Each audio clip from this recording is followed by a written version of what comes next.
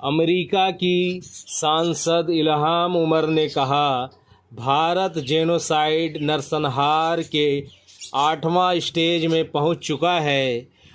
अब आप ये पूछेंगे, ये 8वां स्तर, ये 8वां स्टेज होता क्या है? 8वां स्टेज में उत्पीड़न का, ऑपरेशन का, मॉब लिंचिंग का, एक समुदाय को, एक आबादी के हिस्से को बड़े पैमाने पर सताया जा रहा हो, उत्पीड़न किया जा रहा हो, उसको जेनोसाइड का 8वां स्टेज कहा जाता है। जिस मुल्क में जेनोसाइड हुए हैं वहाँ देखा गया है कि जेनोसाइड अचानक नहीं होता है, बल्कि उसके अलग अलग मकाम होते हैं, जिसमें आखिर में आकर किसी समुदाय को, जिसमें ख़ास करके अल्पसंख्यक वर्ग, अक़लियत को नस्लकुशी की जाती है या बड़े पैमाने पर अक़लियत पर हिंसा की जाती है। आइए देखते हैं हिंदुस्तान का 22 करोड़ मुसलमानों के साथ क्या हो रहा है। इल्हाम उमर कहती है, भारत से आ रही रिपोर्ट के मुताबिक वो जेनोसाइड नरसंहार के 8वां चरण को पहुंच चुका है।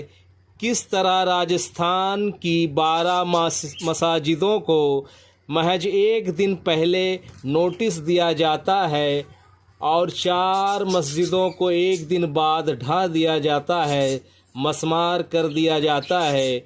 गुजरात शहर सूरत में 100 घरों को बुलडोज कर दिया गया और गुजरात हुकूमत को, नगर निगम को इसकी खबर तक नहीं हुई। गुजरात की हुकूमत इसकी जिम्मेदारी तक नहीं ले रही है। वो कह रही है, मुझे कुछ पता नहीं है किसने बुलडोज किया है। क्या भारत में कोई ऐसा गिरोह एक्टिव है जो मुसलमानों के घरों को हुकूमत को बताए बगैर बुलडोज करने का काम कर रही है?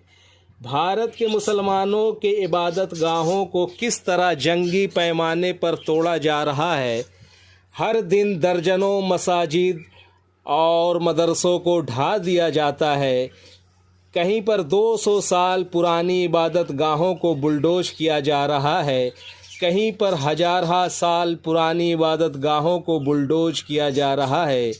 मेरठ की एक 200 साल पुरानी मस्जिद को ये कहकर तोड़ा जा रहा है कि ये पुलिस स्टेशन की जगह पर बनी हुई है।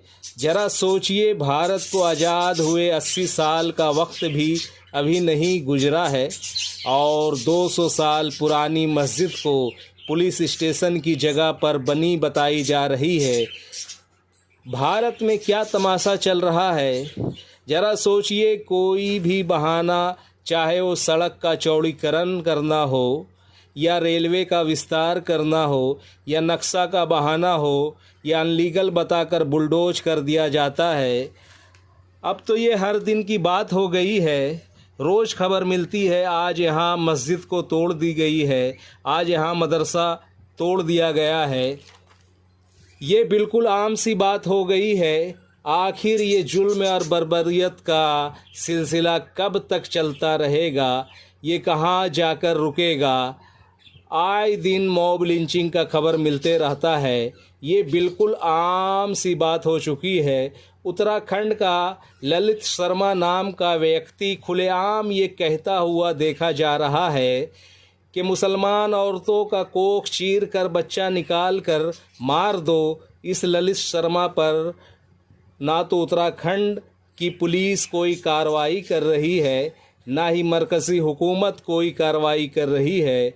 अगर ये कोई मुसलमान बोल रहा होता तो अब तक उसका इनकाउंटर हो चुका होता, उसका घर को बुलडोज कर दिया गया होता।